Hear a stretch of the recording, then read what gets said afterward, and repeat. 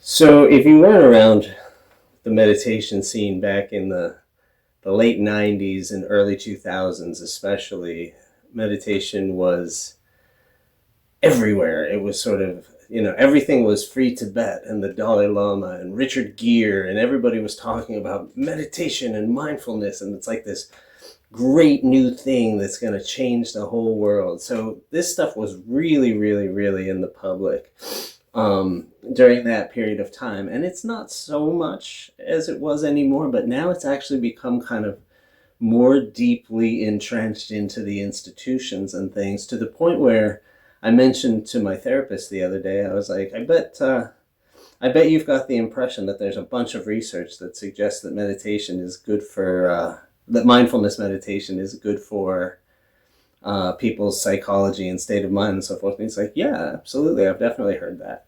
And everybody I ask has the same reaction.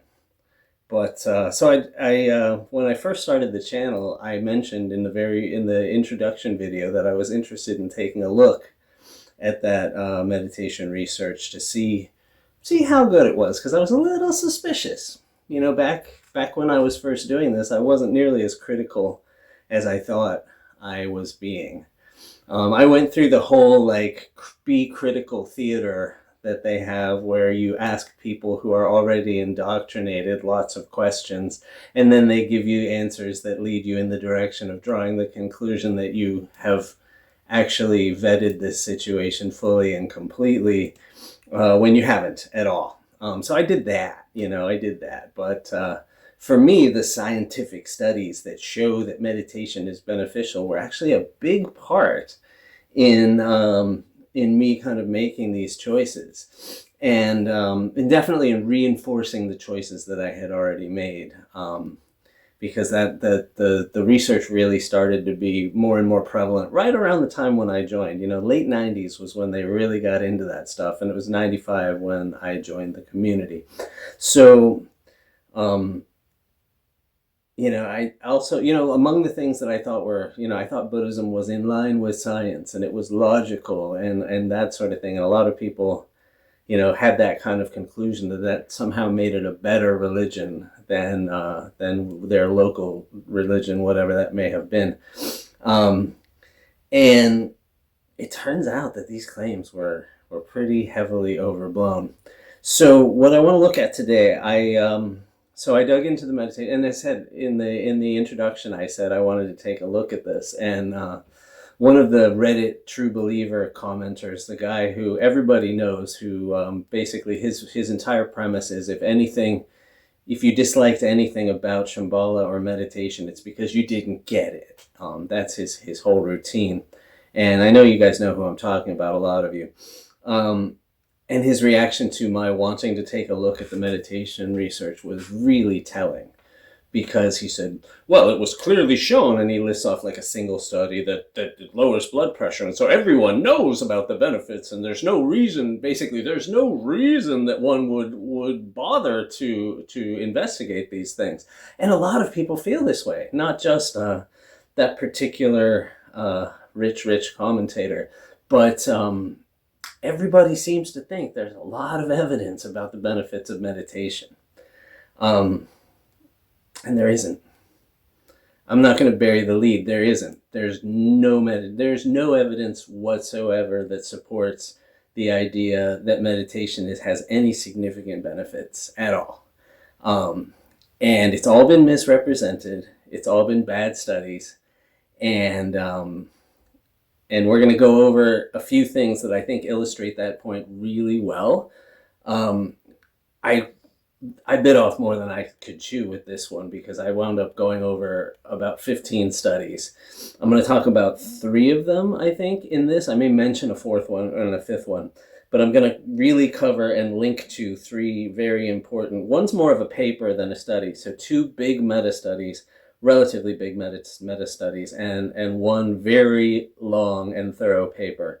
But there's much, much more. And so my kind of working hypothesis when I decided to make this video was, I wanted to see, but my suspicion was that meditation research had been, done with an outcome in mind, and generally been done to sort of, to promote meditation practice overall.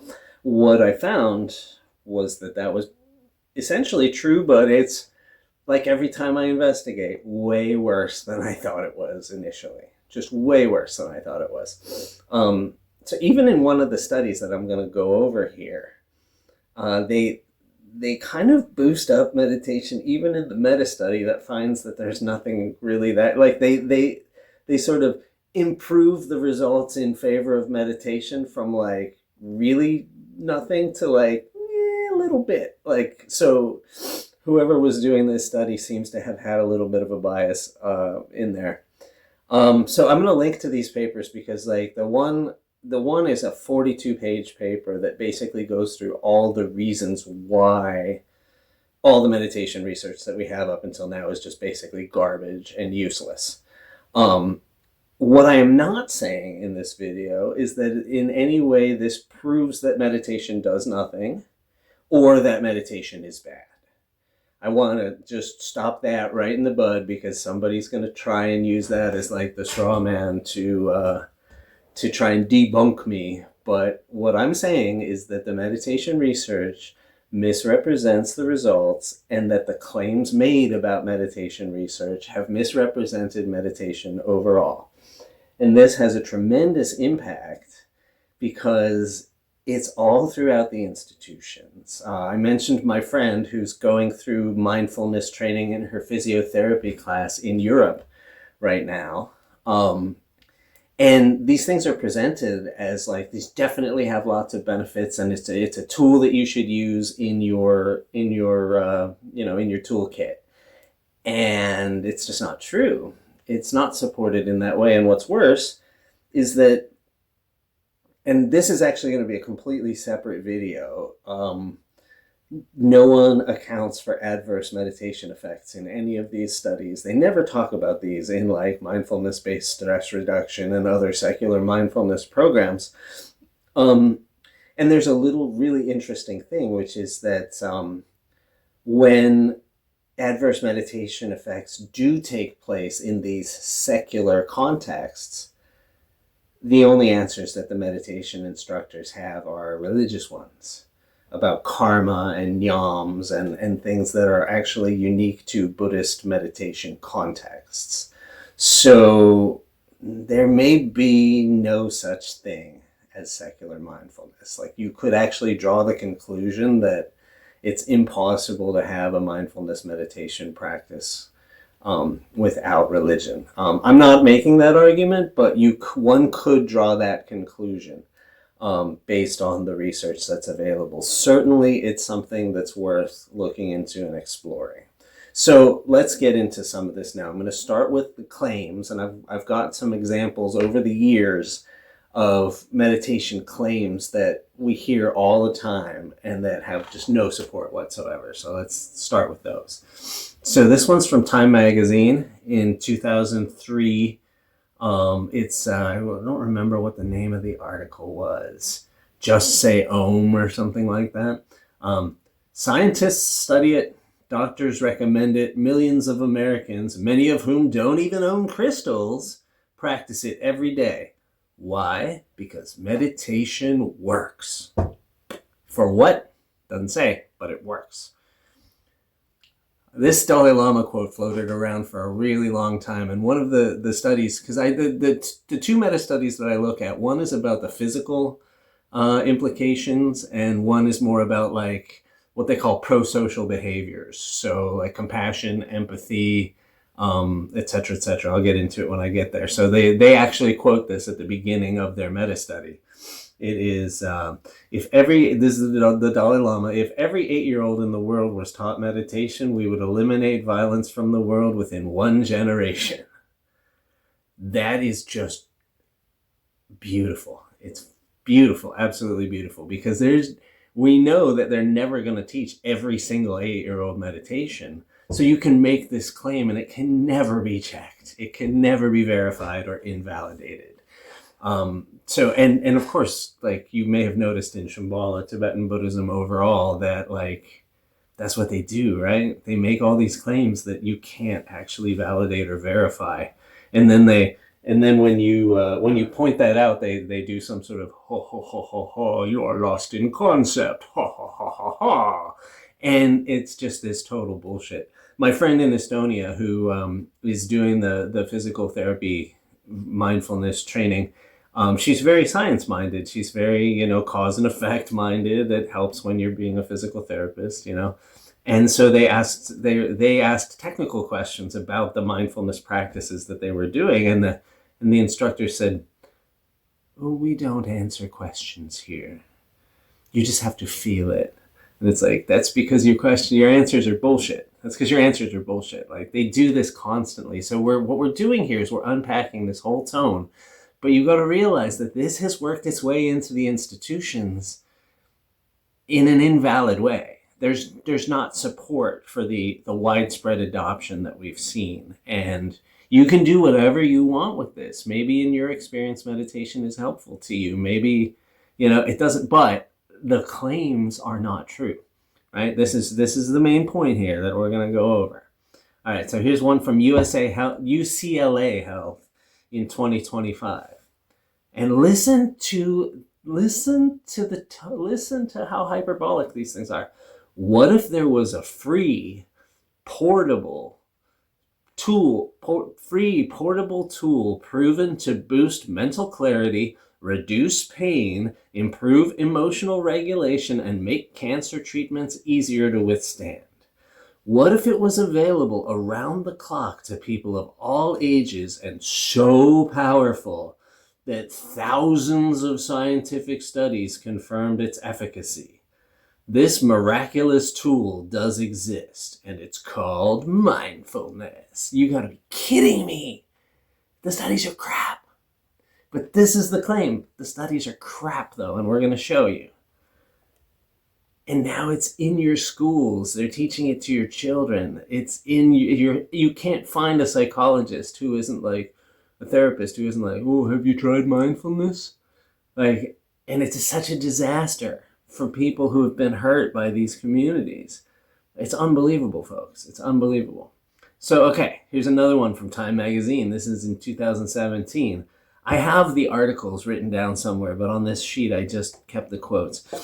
So if anybody is like, "Where's that quote come from?" let me know, and I'll give you a link. A multitude of studies have suggested that mindfulness is a near miracle cure. Near miracle cure. Anybody been miraculously cured? Let me know down in the comments. And a multitude of studies have suggested that mindfulness is a near miracle cure for everything from anxiety and depression to heart disease. There was the heart disease guy because he found some blood pressure lowered a little bit in a study. But we're going to look at the quality of that. Here's one, and here's the last one from Psychology Today in 2025. Just a minute ago, this is what people are saying. And listen to the hyperbolic tone again. If you were sitting on a literal gold mine, and by literal they mean figurative, of course you'd start digging for at least 40 days. That's exactly what meditation could be. A treasure chest of benefits waiting for you. Wow. I want that. Don't you want that? Everybody wants that. Everybody wants that. That's why every therapist in the world is saying, "Have you tried mindfulness? Oh, you were traumatized by a meditation teacher? Have you tried mindfulness?" Folks, folks, come on. Okay, so let's see here. Now, what's the reality? What does the actual research show us, and why? So what we're going to go over first, and I went back and forth between how to do these. So I have two meta studies, one on the pro-social effects and one on more the health effects, and then I have this long paper about why they all suck. So let's go over why they all suck first. No, let's go over why they all suck later. Actually, I want to do this the other way around. So the first one, let's go over the Journal of American Medical Association, the JAMA, the gold standard, right? This is like one of the best places for medical studies. So, it's not like the Medical Association of Schenectady or something. This is a very, serious document here. Okay, let me see here. Is this the right one? No, that's the other one. So this was published in the Journal of the AMA in 2014, in March of 2014. And there are there's a lot of authors here. It's Goyal et al., but it's like, there's got to be 15 or 20 authors to this paper. So let me see here. I got to find my document on it. So let's see here. Let's start. Now, this is an interesting one, because if you just read the abstract and that's all you read, you would come to the conclusion that meditation has moderate effects on a handful of conditions and things. But when you look at the numbers, it doesn't actually tell you that. It tells you something a little less optimistic, which is fascinating. That's why you can never just read the abstract of a study, because the conclusions that they draw in the abstract are not always reflected by the numbers in the study. It's wild that you have to do that, but you actually have to do that. Anyhow, let's take a look. So I'm going to read a little bit of the abstract. Many people meditate to reduce psychological stress and stress-related health problems. To counsel people appropriately, clinicians need to know what the evidence says about the health benefits of meditation. To determine the efficacy of meditation programs in improving stress-related outcomes, anxiety, depression, stress, distress, positive mood, mental health, quality of life, attention, substance use, eating, sleep, pain, and weight in diverse adult clinical populations. So this is fascinating. So what they did is, I'll read this part. We included randomized trials with active controls that controlled for placebo effects identified through November of 2012 from Medline, PsycInfo, a handful of other places. Independent reviewers screened citations and extracted data. We graded the strength of evidence using 4 domains: risk of bias, precision, directness, and consistency, and determined the magnitude and direction of effect by calculating the relative difference between groups in change from baseline. When possible, we conducted meta-analyses using standard mean differences to obtain aggregate estimates of effect size with 95% confidence intervals. So what that means is basically they standardize the effect size is how much of an effect there is, how much whatever it is moves the needle.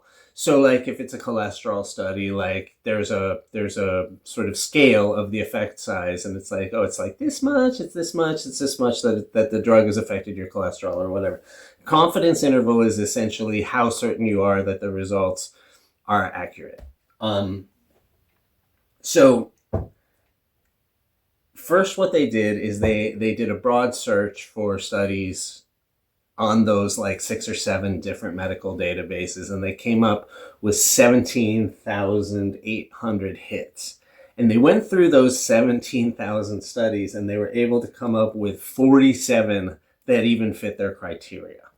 And so one of them is that they had to be randomized controlled trials, which means that there had to be a control group, because a lot of meditation studies don't have a control group at all, because it's a little tricky to have a control group in a meditation study.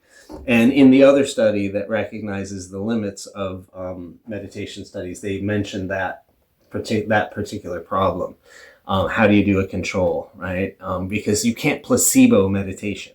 You can't convince somebody that they're meditating, but they're not really meditating like you can with a sugar pill. So there's no effective placebo. So the control has to be something that's clearly not meditation. But still, you can have controls, and it's better than having no control at all.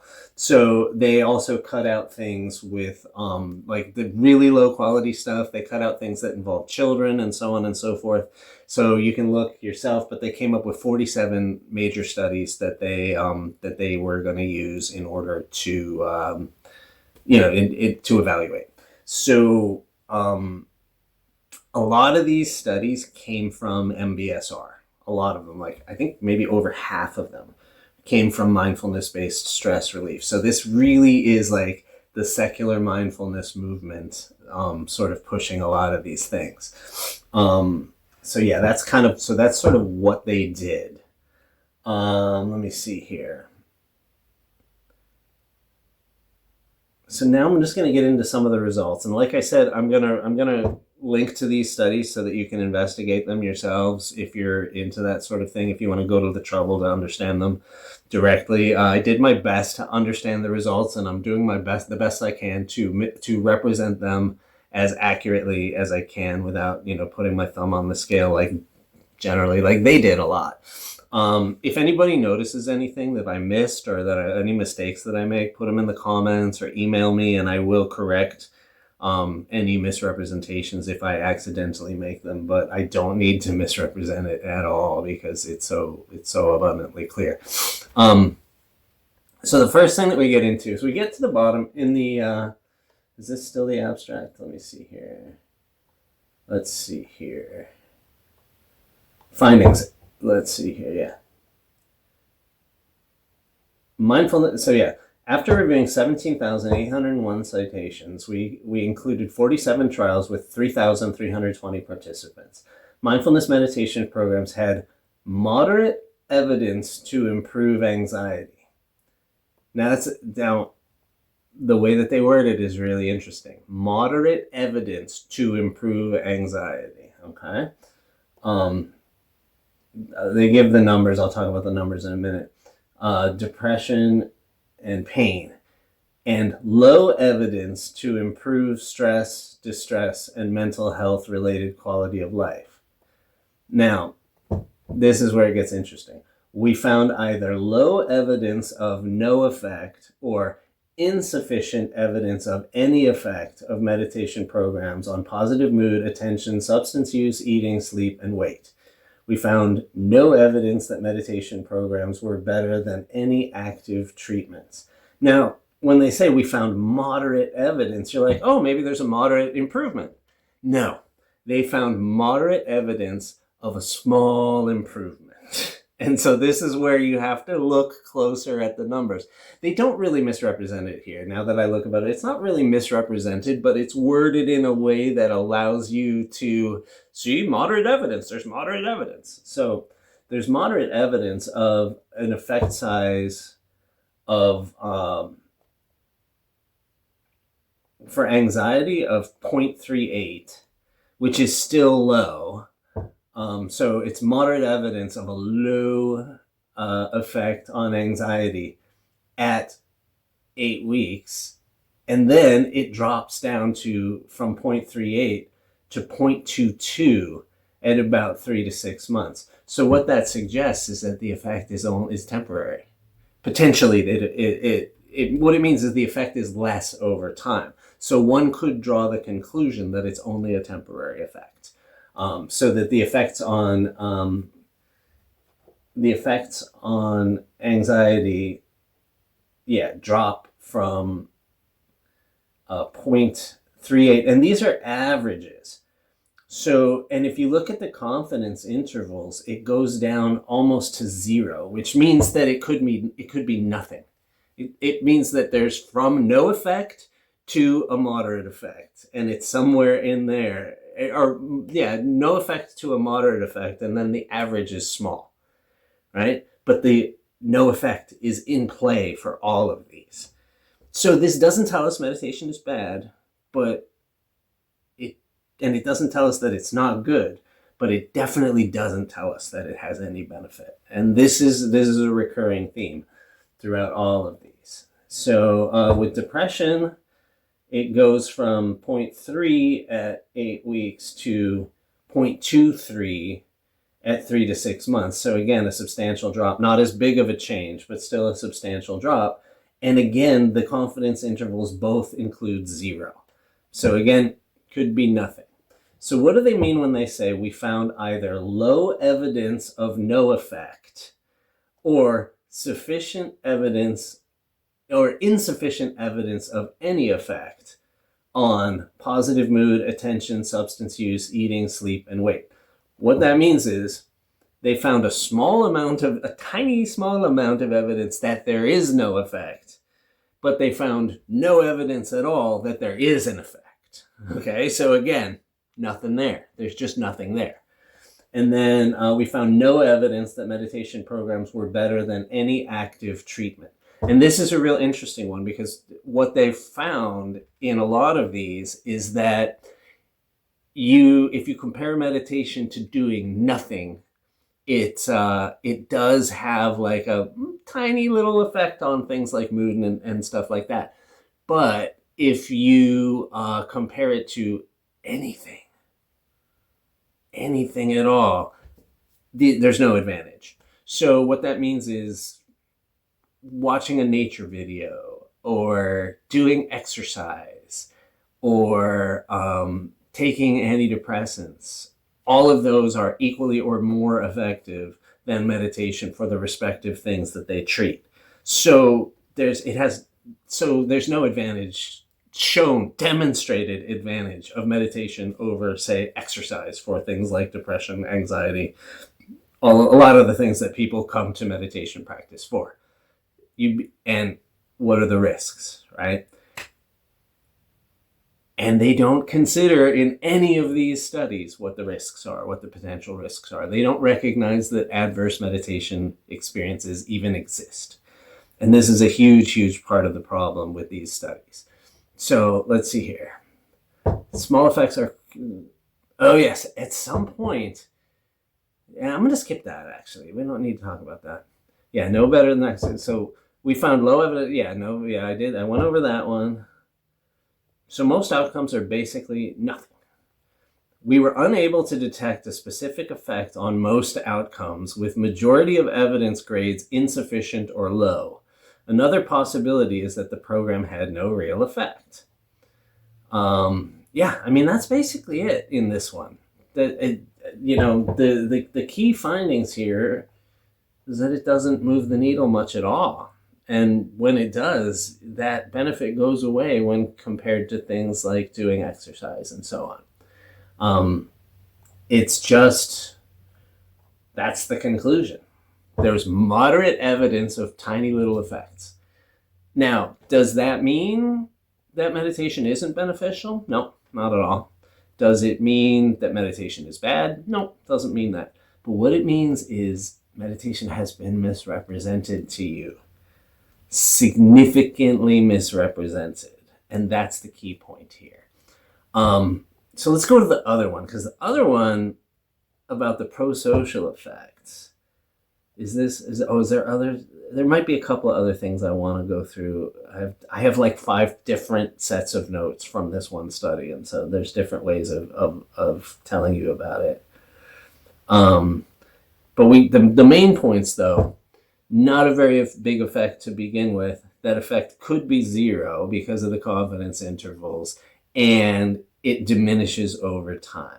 This is not a gold mine that everybody possesses in their possession.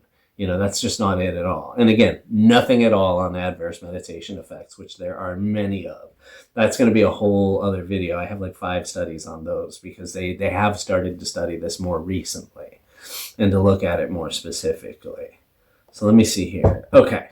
So this one is actually, to me, is kind of more interesting in a certain way because of some of the conclusions. So this one I think they wound up with more studies. They wound up with 54 studies in this one. And so this one is specifically about pro-social effects. So this is like, I'll probably read the exact ones, but this is like compassion, empathy, things like that. I think I have the list somewhere down here. So let's go over this one. This was in Brazil in 2018, and I have to dig it up again because I don't have it handy.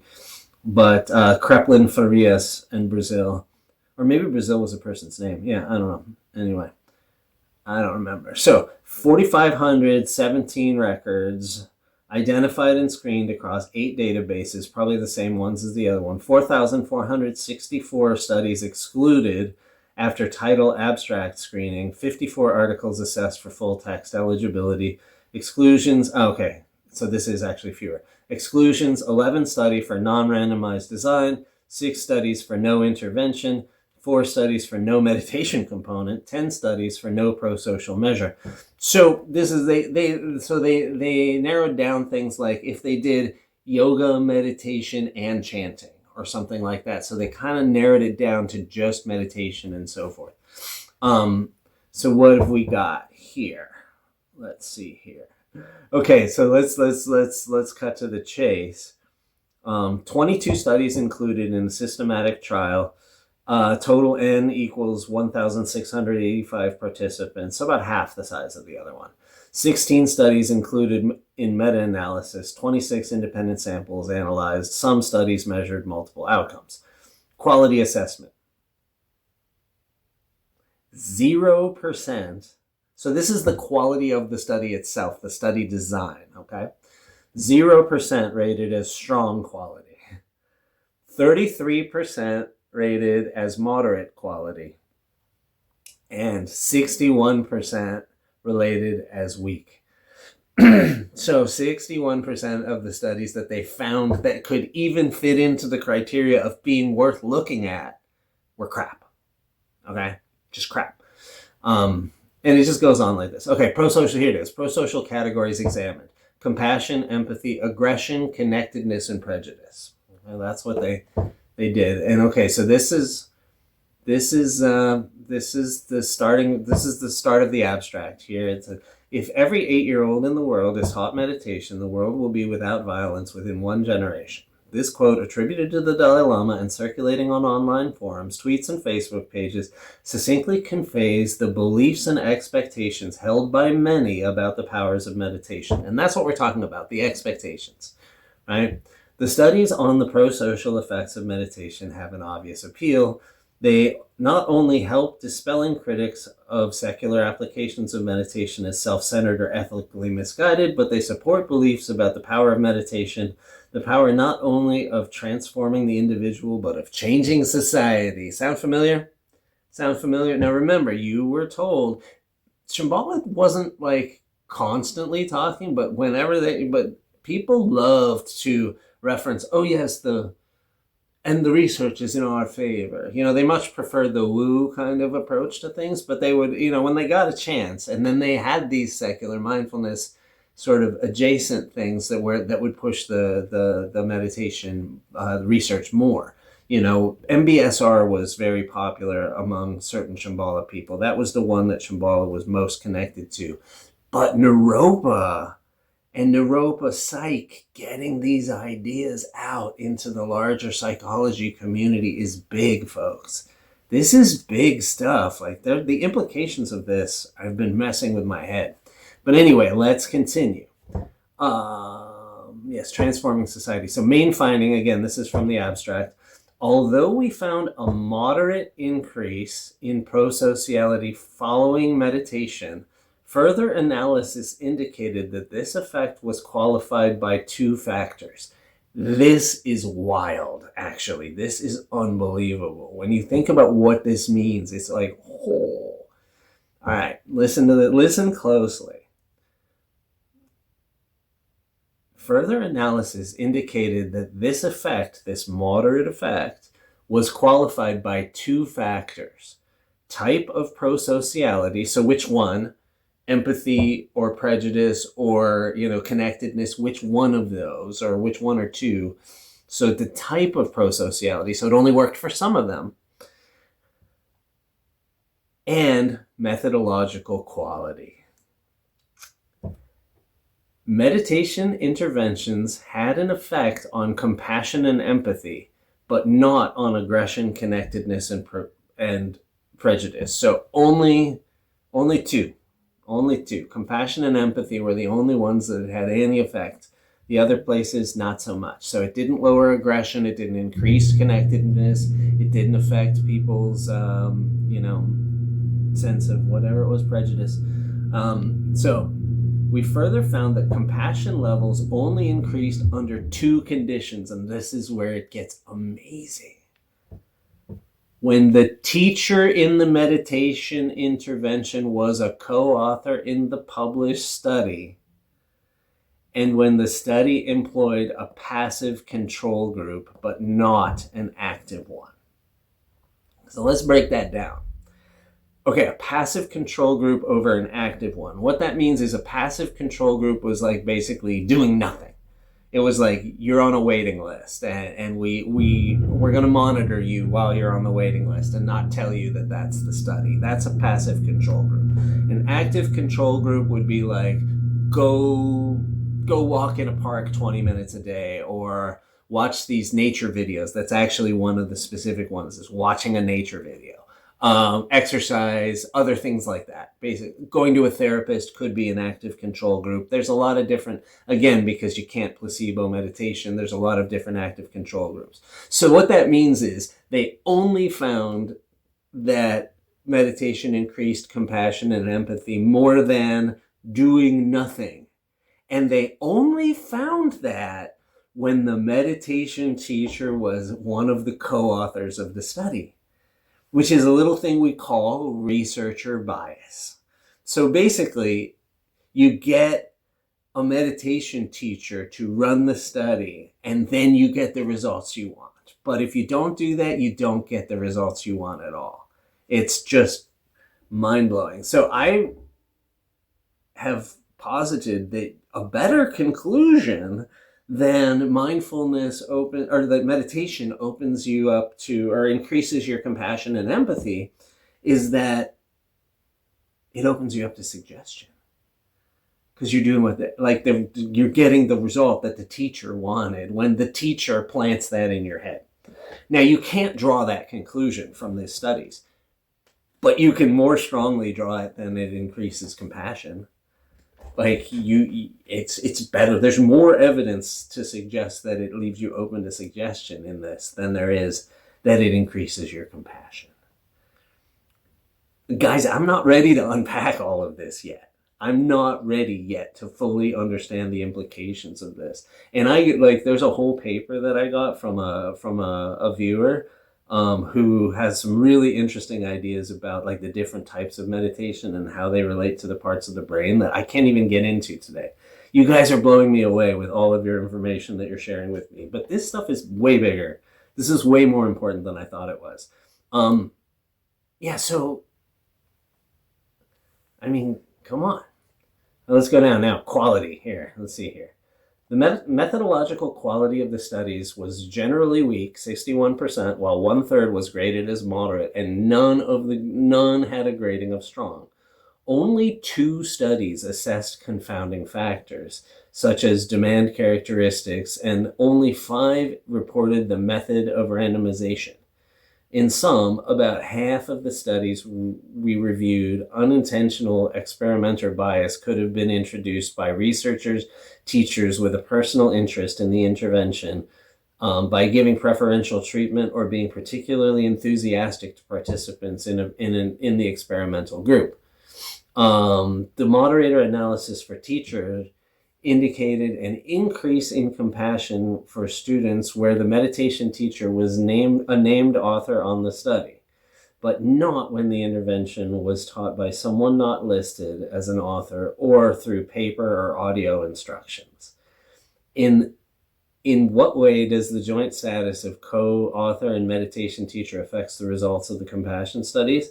At best, this shows that a motivated meditation teacher will impact to a greater extent one's students. At worst, it suggests that experimenter biases are introduced which affect the outcomes of the studies. That's kind of the conclusion in line with my suggestion that maybe meditation is leaving you open to suggestion, which would be kind of taking it one step farther. And you can't draw that conclusion. I'll say that again, you cannot draw that conclusion, but you can raise that suspicion from these results. Let's see here. Oh yes, this one. This is amazing. 9 of the 21 selected studies included a control condition with an active task, which varied from watching a nature video to use of other interventions such as a time management course.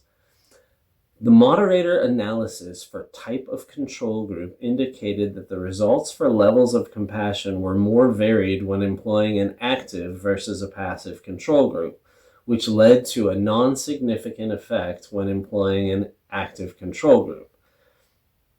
That the effects of meditation on compassion were only significant when compared to passive control groups suggests that other forms of active interventions, like watching a nature video, might produce similar outcomes to meditation. So maybe you should just take a walk in the park. That's just as good. At least as far as what the evidence showed. Right? It doesn't mean that walking in a park is just as good as meditation. It doesn't show that. But what it shows is there's not really a strong reason why you should choose meditation over taking a walk in nature. There really isn't. Let's see here. Okay, so this is an interesting one. This, let's see, will I be able to explain this? Okay, yeah. P-value is basically a probability of being accurate.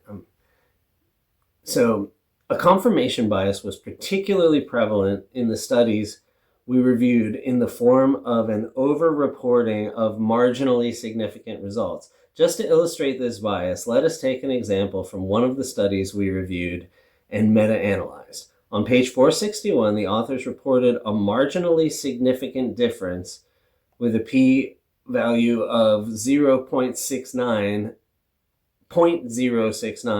in favor of the meditation intervention relative to the control group.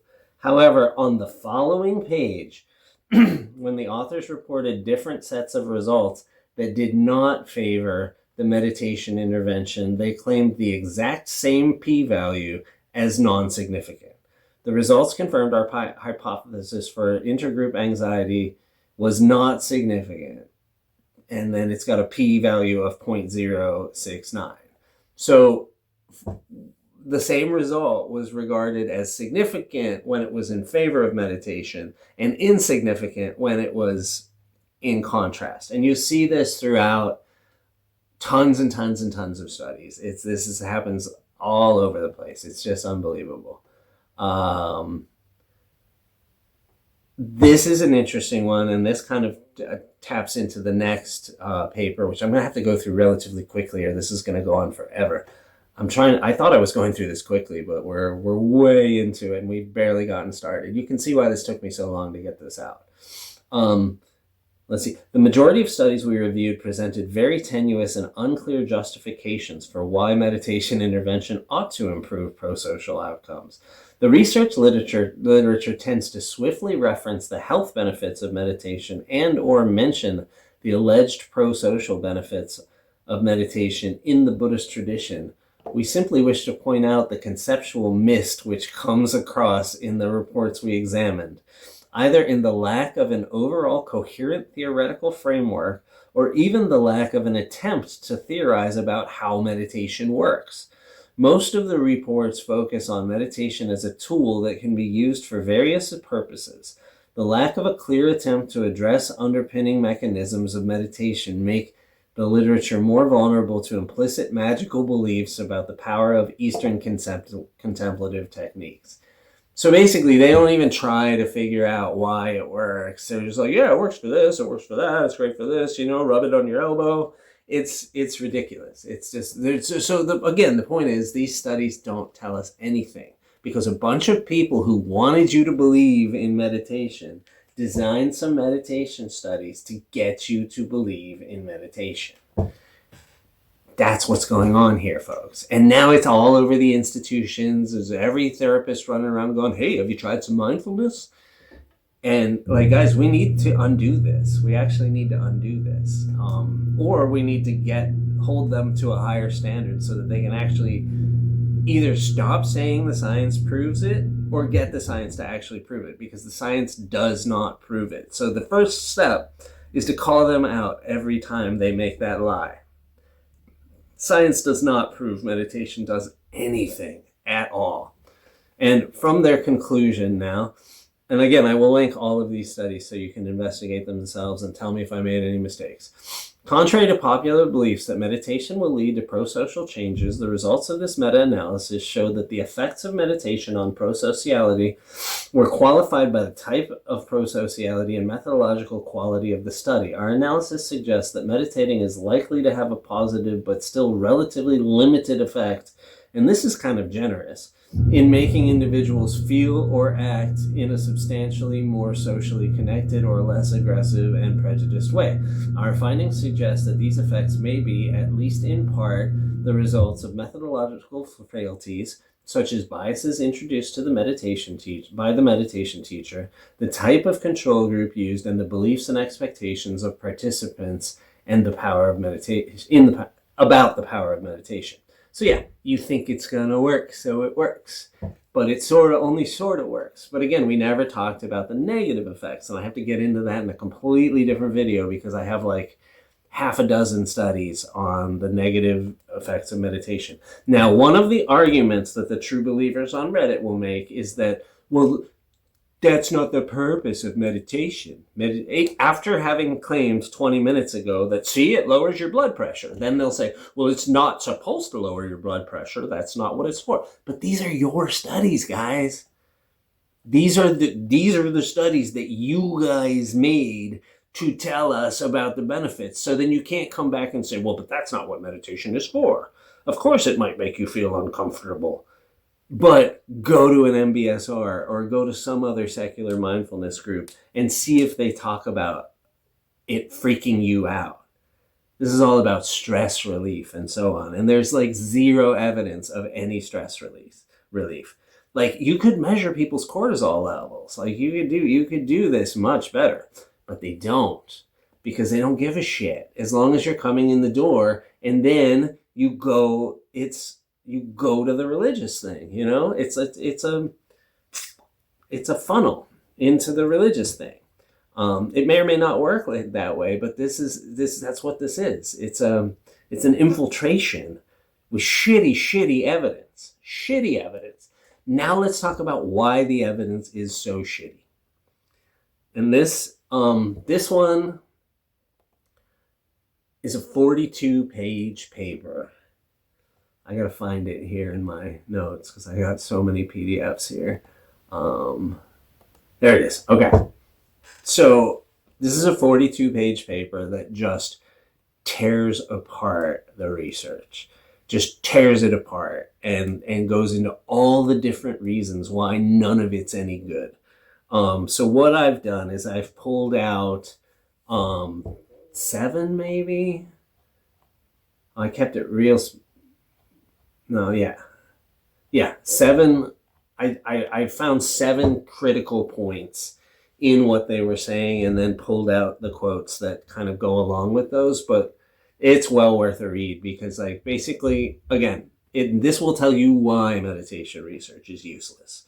Again, this is my point. Not that meditation is bad, not that meditation is harmful, not that it is proven that meditation has no effect. Only that the research that exists does not prove any benefit whatsoever of meditation. And that I will support till my dying day. But if you try to misrepresent what I'm saying, it's like, that's not what I'm saying. I don't necessarily think meditation has a lot of benefit. I think it's way more complicated, and we'll get into that in subsequent videos. But I want to drill home this point.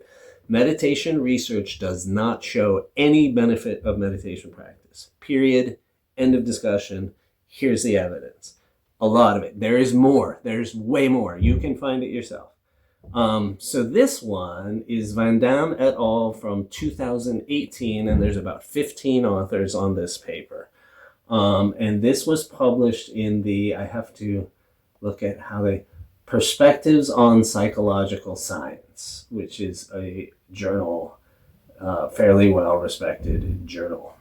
So, yes, there's a lot of folks here. So, I'm just going to go through these critical points to make this video not be too long.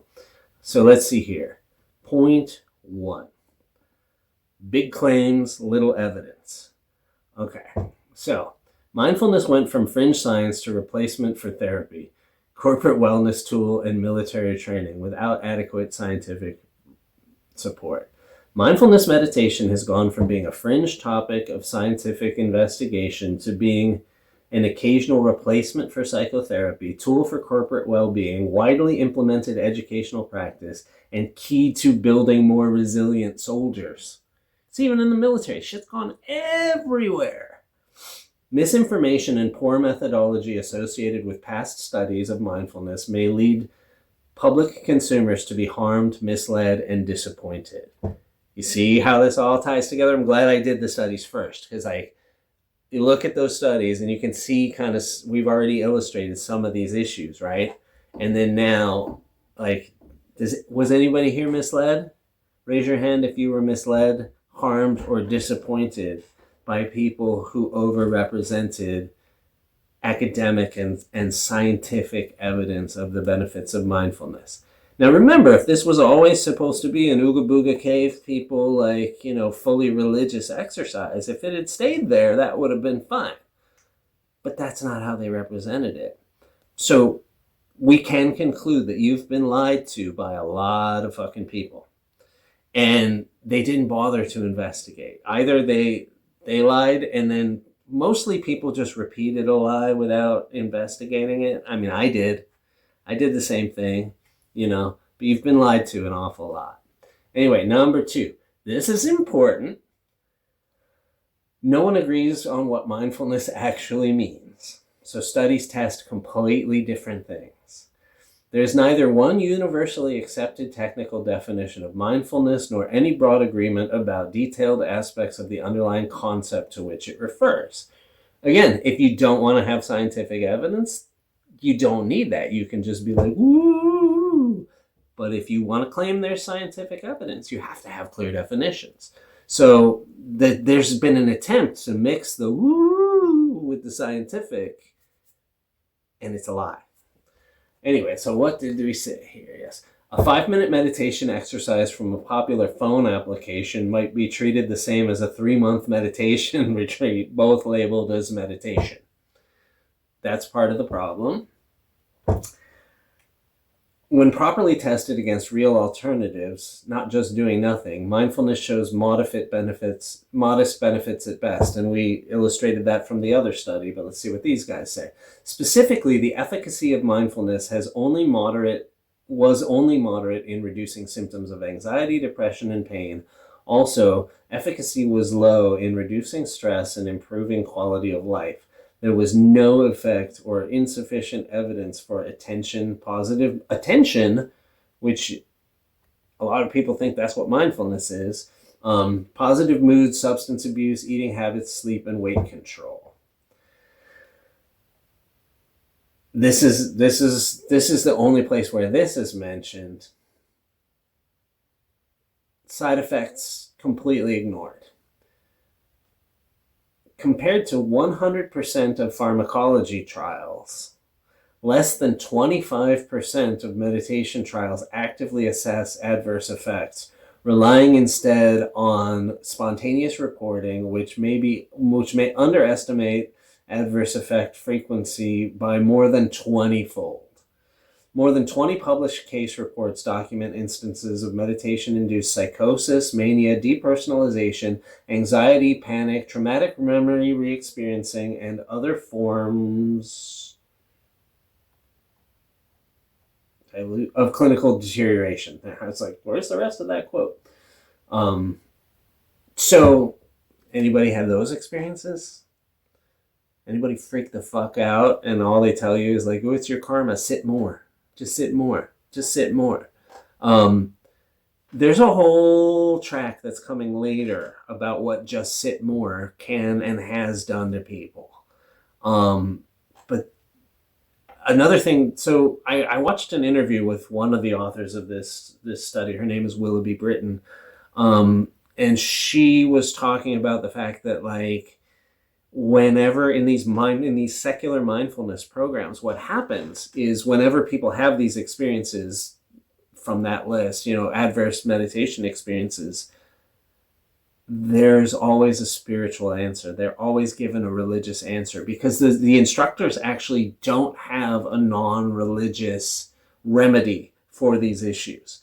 And then it gets more complicated because what kind of meditation people are you talking about?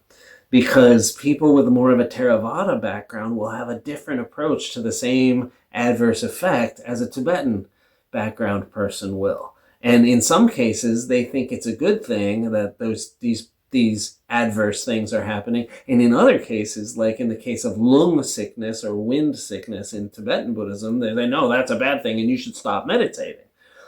But it depends. And they're all different.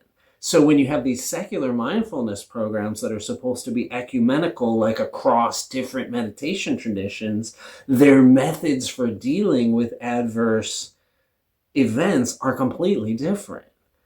So the teachers will start talking to you about karma and yams and other religious stuff because they have no non-religious remedy for these things.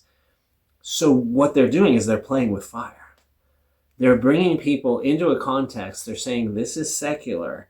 Then when they get freaked out, they're giving them religious answers. That's so irresponsible. So this is the state of secular mindfulness. You have to understand, like, these people have been doing the experimentation on us this whole time, and they're just spinning the roulette wheel. And they don't know what they're doing. They don't actually know what they're doing. And if you were ever a meditation instructor in Shambhala, you probably ran into a situation somewhere where you had no fucking idea how to deal with that person's needs because you weren't qualified to be doing this stuff. And so they're replacing therapists, they're replacing other things, and they don't have the tools or the understanding of the mind to actually do these things. So yeah, it's just nuts. So let's see here. Point number 4. And there's only 7, so we're rolling through these. This is really, you should see how much more there is in this report. Self-report questionnaires used to measure mindfulness are fundamentally broken. Yes, anything with a fucking questionnaire in it is useless. But like that's how a lot of it is like, do you like these MBSR ones? They make claims like anxiety was released by 20%, and it's like based on survey answers from a meditation study that has 16 people in it, and they make these claims like they can make them strongly. Let's see. Several of these scales exhibit different factor structures and response properties between meditators and non-meditators, as well as before and after mindfulness training. In one case, experienced meditators were less mindful than binge drinkers. That's hilarious. And not surprising. And they didn't obviously test Shambhala because they would have known that experienced mindfulness practitioners are binge drinkers. Let's see here. Oversold brain imaging. Brain imaging studies are oversold and have technical problems that create misleading results. If non-meditators are more restless or breathe more rapidly than experienced meditators during MRI sessions, there could be spurious group differences in some neuroimaging measurements. Similar changes have been observed following other forms of mental and physical skill acquisition, such as learning to play musical instruments and learning to reason, suggesting that they may not be unique to mindfulness. So again, it's just muddled. It's just a mess. And let's see here, low quality of research overall. The lack of improvement over these 7 years in the rigor of the methods used to validate MBIs is concerning. So that means that the studies never got any better. They started at one level and like they're just like the same crap over and over and over again. Only with such diligent multi-pronged future endeavors may we hope to surmount the prior misunderstandings and past harms caused by pervasive mindfulness hype. So there's a whole section that I haven't gone into detail on how you could actually design, because they're not just criticizing the research. They're talking about how to make it better. So there's a whole section on how you could actually design mindfulness and meditation studies that might tell us something useful, and so I'm not going to go into their suggestions for improving them, but you certainly can if you want to. So that's the sort of research that I looked at. And okay, we got through that in an hour. That's not too bad. I had to rush a little bit. I don't want this to go on forever. But basically, it's pretty clear that meditation research is crap. It's just crap. So anything that you've heard about the scientific benefits of meditation, for anything, you can comfortably disregard all of that. But I think the key point here is the way that people just grabbed this and ran with it, and it's because they wanted to believe it. And I did too. Like, I wanted to believe that meditation was going to save us from everything. And I wanted to believe that there was lots of science behind it, because one of the things that attracted me to meditation was that it seemed logical, or at least Buddhism, that it seemed logical. And it's sort of logical, but like, until you get to the woo, like the idea of like, oh, you cannot define what the essence of table is. It's like, yeah, but how useful is that actually? And that doesn't prove that the Alaya Vijnana holds our karma from lifetime to lifetime in our consciousness, even though we don't have fundamental existence. Like, yeah, you can't. And it actually doesn't even debunk a soul. It just means you haven't been able to find it. Like, it really is useless. But anyway, you can draw your own conclusions. There's more to this discussion. There's a lot more. And I want to talk a little bit about where this is headed. On a personal note, I went through like 3 surgeries in January, and then I just went through a thing with work where like I got downsized and then I got a promotion like all in the same week. So like I was like being taken down to part-time, and then I actually like wound up getting a promotion because somebody left. And now I have to learn his job, which is different from my job, which means I'm going to be really, really, really busy personally. And of course I bit off the most study needed kind of videos that I've had to do so far. Like, I spent hours and hours and hours finding these studies and going through them and reviewing them. And there's a bunch of studies that I didn't talk about here. I'm going to do another video later, and I'll have to go through the same thing. And this just took a tremendous amount of time. So the reason why I mention that is because this is going somewhere, right? This is the beginning, but we're going to work this through I'm going to go over some very Shambhala specific stuff. And we start to think about how meditation does affect us, because it does have an effect. There's no question to me that there's not zero effect. Whether or not that effect is positive it could actually be more complicated than that. One of the things that I'm working on right now is the idea that dosage is a really, really important factor. Because I think that maybe some amount of mindfulness practice, a limited mindfulness practice might be actually really useful. But when you start to do it for 8 to 10 hours a day for days and months, days and weeks on ends, rarely months, but sometimes months, and in a group setting, that may change it. I don't know, and I want to know what you guys think, because the last several videos have been based on comments, emails, or actual documents that you guys have sent me. And you guys tell me things, and it makes me think about stuff, and then I kind of follow that train of thought. And I have a whole thing now where I want to go over a lot of these different meditation teachings, and not teachings, but experiences, and how they affect us. And what I've realized is that my point of view is changing as I talk with you guys. And eventually this will get into military drill, and that as a meditation practice, and how that affects the sort of group mindset. And that kind of leads into the whole sun camp thing. And I wish I could just download what I'm thinking about so that you guys could understand, but I have to figure out how to organize this and how to discuss it. But one of the things that I realized from talking to you guys is that there are things that I was still am holding on to, like that I wanted to be able to say, this is good and this is beneficial, and they might not be at all. I'm not really sure. So I'm still working that out personally. And that's what we're going through this research phase of the channel together. so that I can learn from you guys, and you can learn from me, so that we can make sense of this whole thing, because it's big. The implications of this get bigger and bigger the more that I understand, because we've got now a bunch of bullshit scientific studies that were used to make this seem different from what it really is, that's drawing tons and tons of people into these meditation centers looking for solutions, and what they find is abuse, and they get taken advantage of, and they get their money taken from them, and they get their minds really, really fucked with. And when we get to talking about like the Shambhala Nundro and the specifics of devotion practice and how that ties into the openness that comes from meditation practice, and then what happens when, having developed that openness and that intimacy with someone, they betray you.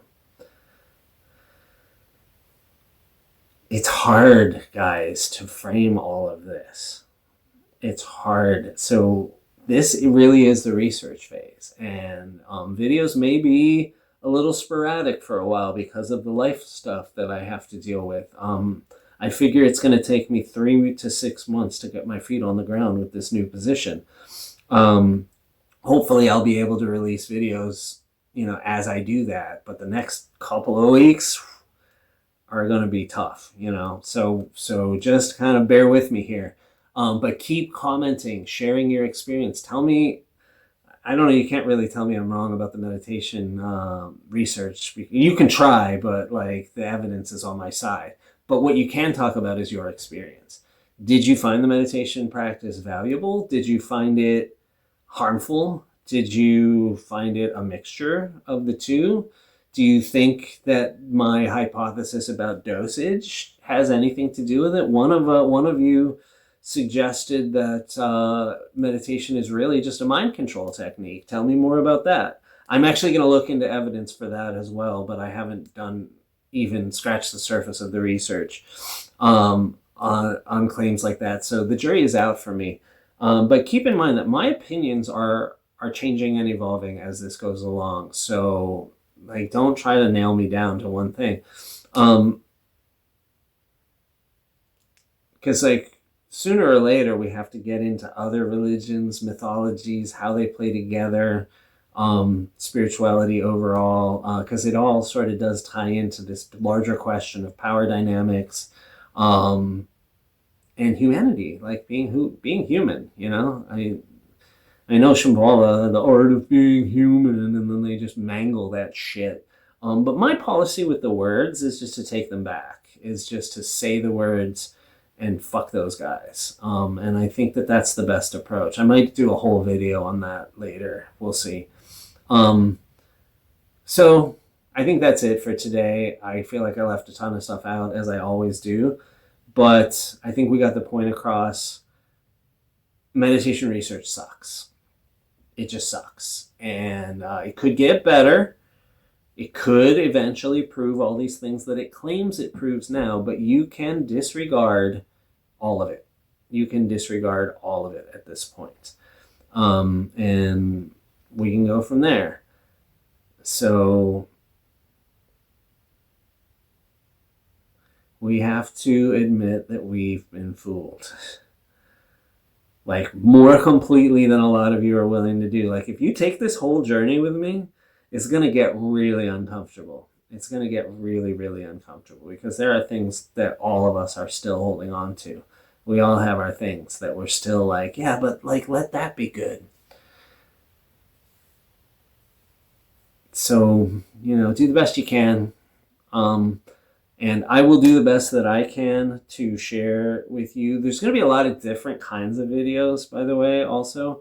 I've been working with some people to get their stories out. That's still something I'm working on. Everybody who's talked to me about that, keep talking to me.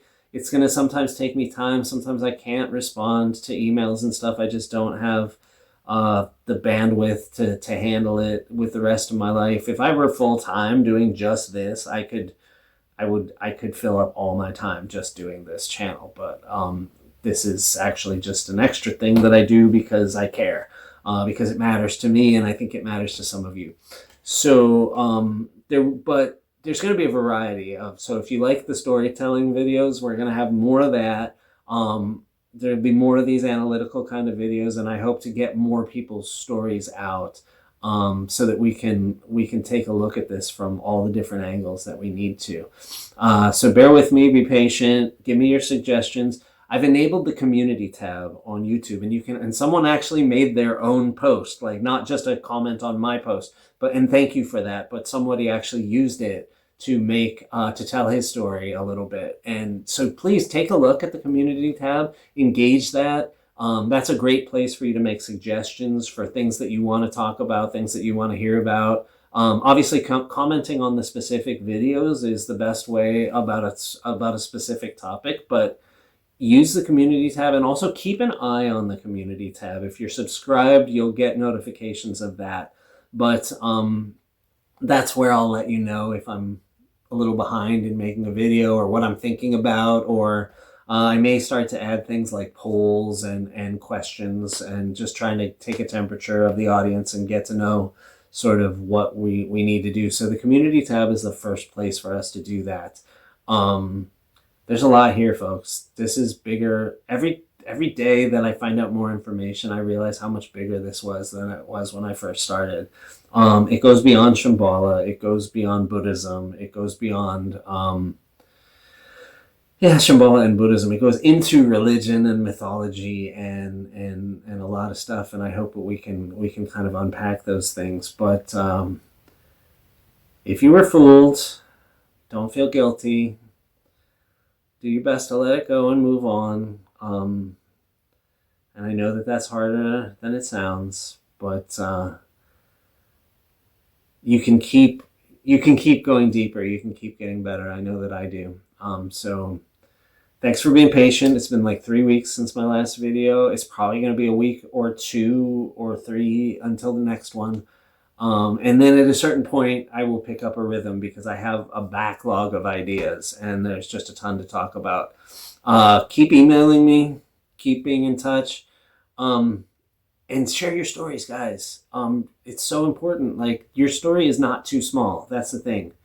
Like, a lot of people think, oh, like, I didn't suffer that much. And a lot of that, like, it's like a pyramid. I was talking to a friend the other day, and it's like a pyramid, like, and at the tip of the pyramid are like the people who were just horribly abused, who were treated, directly messed with by the Sakyong and the administration, and were like really, really, really hurt.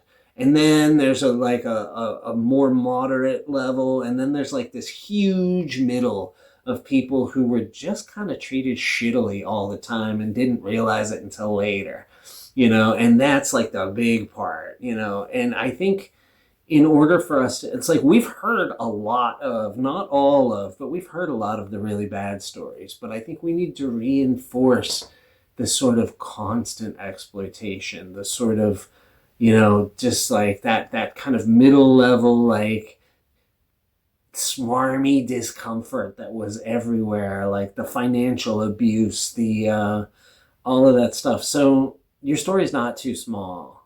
And your insight is not too small. You may have noticed things about people's behavior in general in the culture that can educate this group of people. But so please continue to share your stories with me. I want to make that a big part of the channel. Getting started is hard. It's hard to follow up with people, and if I don't follow up with people, the people are just not raring to go as far as like re-experiencing their pain. So it's tricky, but I think once we get that going, that could be a very powerful thing as far as teaching people why they should avoid Mipham and Shambhala and the Sakyong Ladrong and all of that bullshit. So anyway, if you want to help me out. Like, subscribe, send me a comment that says you like what I'm doing, or that gives me suggestions on how to improve what I'm doing. Anything like that would be great.